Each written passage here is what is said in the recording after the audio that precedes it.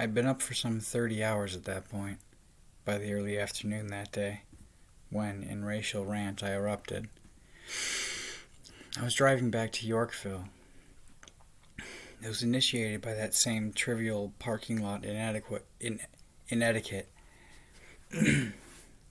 but some fundamental inhibition from fatigue.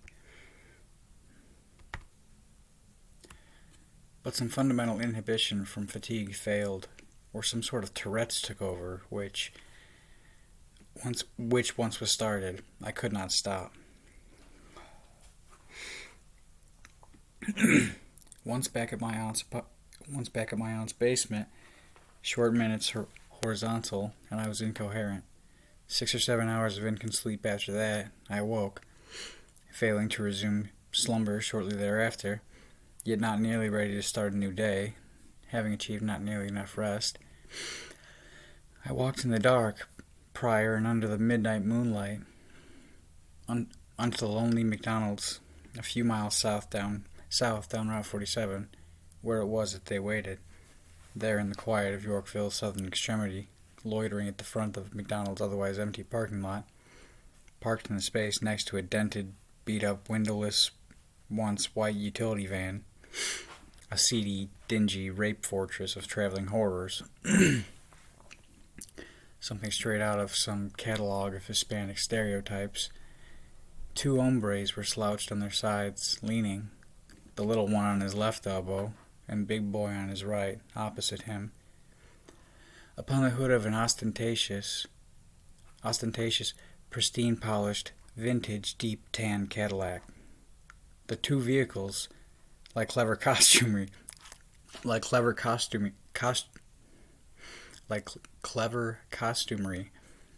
contributing candid compliment to the character of each Chico.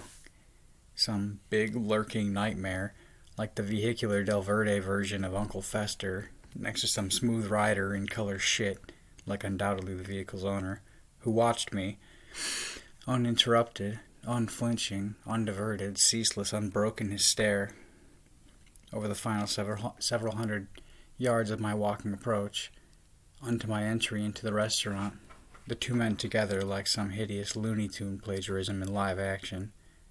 The little one, the brains behind the operation, the one that fixed on me his focus, he dressed sharp and snappy in Spanish Western theme, gay, lively for the rhinestones embroidered on his apparel, lacking only a bolo tie to complete the outfit, and his big dumb partner, the brainless muscle of the 2 clumsy crooks from the old cartoon, clearly uncomfortable in his new stance, seductive and coy, his torso facing toward the gay cowboy.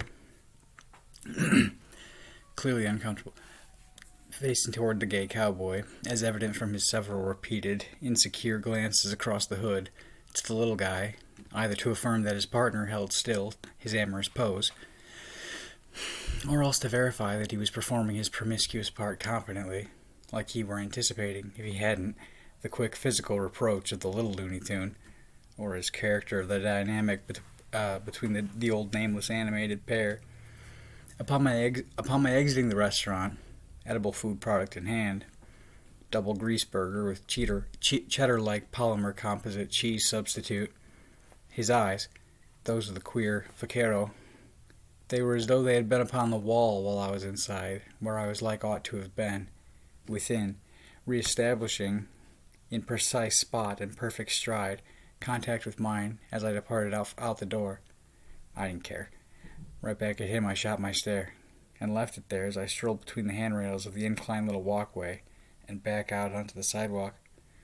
Real Wayne-wise, even took a big bite of my food product in my hand, and chewed it hungrily, watching him all the while like, "Hey, Jorge, if you've got appetite as I do, I'd be happy to serve you up a curb stomp sandwich, should you like. I could even fuck up Lenny's already fucked up face in the progress."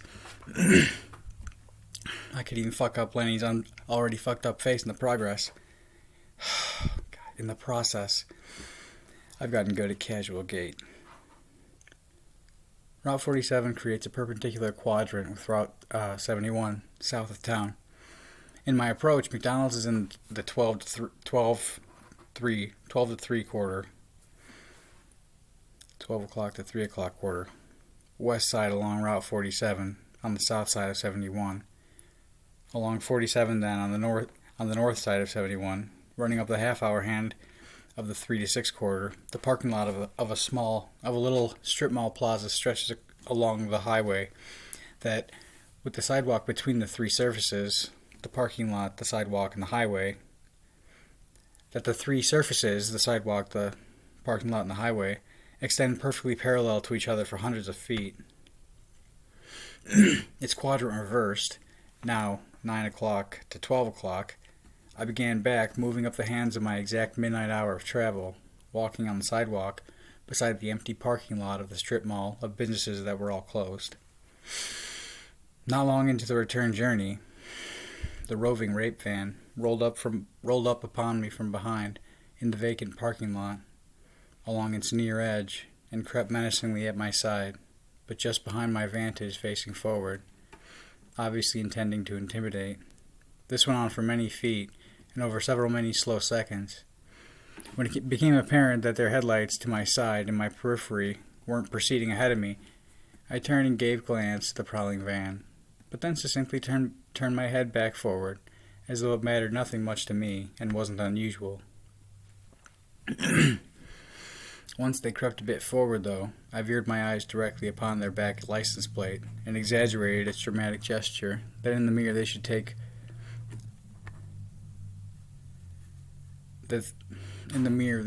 blatant notice. The van then proceeded with slightly more speed beyond me and onto the end of the lot, toward which further place I was headed, at which point the rape van then curled around and rolled down the parking lot's far edge for me, along the window fronts of the building, and eventually out through the parking lot exit that was by then hundreds of feet behind, but so that it could pass me again, only now along the highway on the other side of me. This time, though, I turned me while their van was still many feet off in its approach, and fixed my eyes directly on the van's front plate, to let them watch me prepare for their passing by, as I also deliberately jutted close to the road, onto the grass that separated it from the sidewalk, as though to better aid my view. After that, it was simply a matter of staying staunch while they accelerated past, and listened to their engine roar for the gas that was generously applied to it as they sped quickly by and beyond. Fucking cowards. And I'm supposed to fear that. Anyone's supposed to fear that. Since that day, that night, the hostile glares and stares of their males at the gym, the only place of our shared association,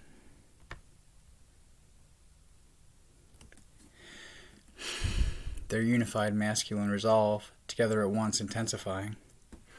The heat de hombre of their Hispanic hatred against me, as one, unanimous, but conveyed in the same stern demeanor, newly adopted and at the same distinct time, by each their recurring figures and all their familiar gym faces that I recognize, whereas there was once a carefulness, as there is always now a carefulness, except among homos, who seem to be instructed unto no discretion whatsoever, or subtle behavior, but as the snake swallows.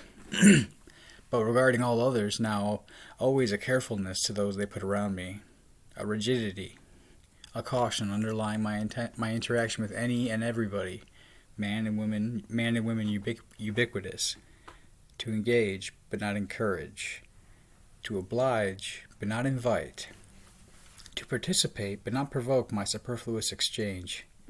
Be the heat but don't glow. Be hot but never let your fire show. I once discerned this same carefulness among the Hispanic men, that not very long ago I still noted their presence around me with no more regard than I did any other kind or type, and the Hispanic heat blended in with all the other surveillance that surrounded me, observing but not watchful, unassuming and distinctly singular, that I would rarely at the same time behold multiples of the same group, or from even the same direction watching my way. Nor had I prior from their survey perceived anything that ever suggested that I was a topic of inside discussion among them. Now, though, beginning after that very day, and seething progressively hotter ever since, the same stiff, resolute contempt and unwavering, no longer willing to deflect their eyes.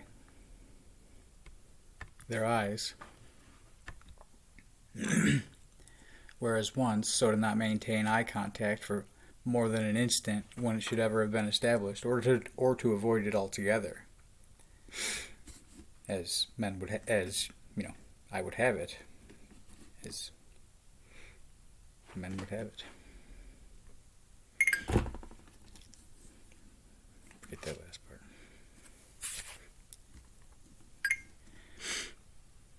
But now to challenge, they seek their eyes to mine and keep them there, to dare and scare and make me aware that each their enmity I wear.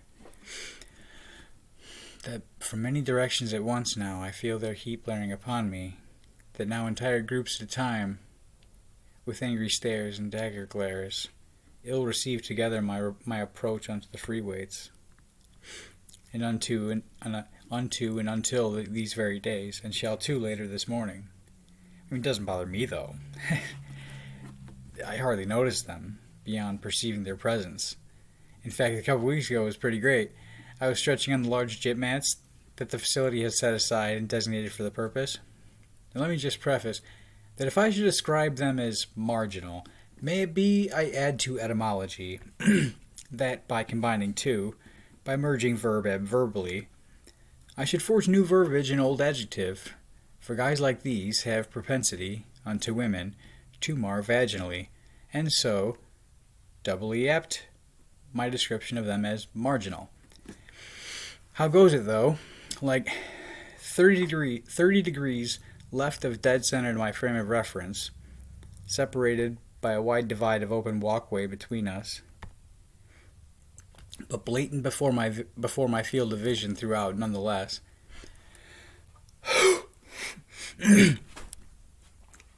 Side by side, on 3 adjacent treadmills, 3 chicos in thug-livin' costumery, tres hombres in gangsta garb, must have saw something to see in the sight of me, in that they simply would not take me from their view, or could not keep their eyes from off me.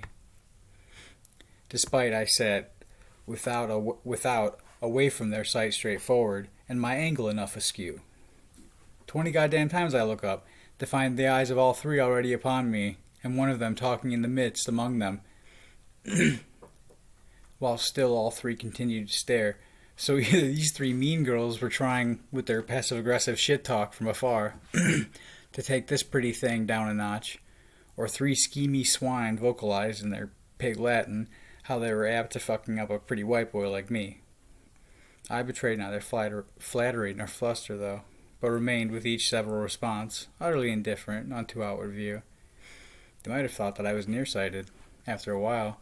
Well, that is, until some lovely luminescent lady shined bright between our two parties. The third and moving vertice of a temporary triangle, and illuminated for the Latin leaves of 3 over there, that my vision is just fine.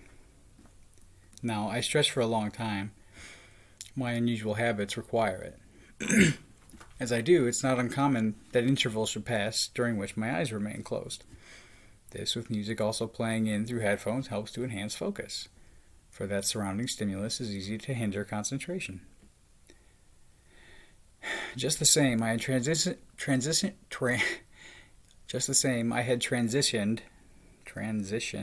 out of child's pose, my eyes still closed, and into cobra. After a moment in the nude pose, I opened my eyes unto one of the few instances of the 3 that their eyes were not explicitly and aggressively fixed upon me, yet upon the same subject as she passed. Like 3 hungry Hispanic hyenas, they stared simultaneously at the same spot nonetheless. This caused my eyes to spontaneously divert toward whatever so attracted their simultaneous attention. And, oh my holy God, oh this strange cosmos, to by chemistry conceive biology so breathtaking, of such creature to sculpt Eve her human beast, in femininity so angelic, but to subject unto her like splendor, man so crass and malignant vile. And this walking daydream, This regal heaven-sent marvel, this brilliant brunette beauty, her big bright eyes were upon me, were appreciating me. My eyes I less turned toward than they were drawn involuntarily into hers, by like magnetism, or as the pupil, pitch black, cannot but attract and absorb receptive, a beam of bright light, nor can escape the radiance of things that shine within the dim darkness that dilates them. Our eyes met as she veered into the broad 120-degree turn that spread before, by, then beyond, that spread before, by, then beyond my side. In our eye contact we sustained, as she walked its wide curvature, that even as she trailed past, she turned her head, and I mine, to keep our eyes connected, and let linger a little while longer our little optic intimacy. My eyes shot full wide open, the same way airbags deploy, by irresistible force, and instantly I was hypnotized. When first I had displaced my eyes to find hers already upon me. So that helped. That my reaction was authentic. My response as by reflex and without control. And she, then, flattered, was willing to oblige, even indulge me, too, as she went strolling through. Either way, and however why, I'm just glad I didn't drool, or before she had gone by started slobbering, mouth agape. After that our eyes, she and I, after we finally let our eyes go, and she wandered on her way, and I returned my head forward, and my eyes, invariably, toward the treadmills and upon them, and, oh man, it was priceless. These three stooges, I catch them in unison together, turn away from me, to now avoid the eye contact which they had earlier so adamantly sought, trying to conceal that they all three witnessed the great optic compliment that was paid to me by the gorgeous girl in the yoga pants, by so worthy and wonderful a young woman. Their synchronized buffoonery inspired from me in response my loud, boisterous, mocking, jeer, cackle. Then the three subsequently had no longer any more interest in studying me.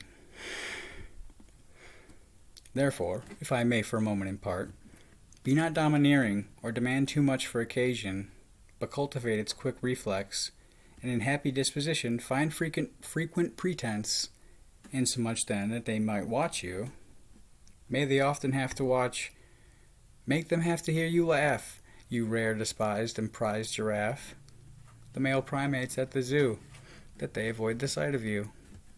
For that there is no sword so sharply pierced into an enemy close by, than that others see your easy smile shine. That to observe from a distance another's interest in you is like a punch in the stomach to those that would curse you, and to discourse casual, you and somebody beautiful to your behold, with palpable tension reciprocate between, in the presence of rivalry is like powerful reinforcements, and great numbers increased against one's adversary.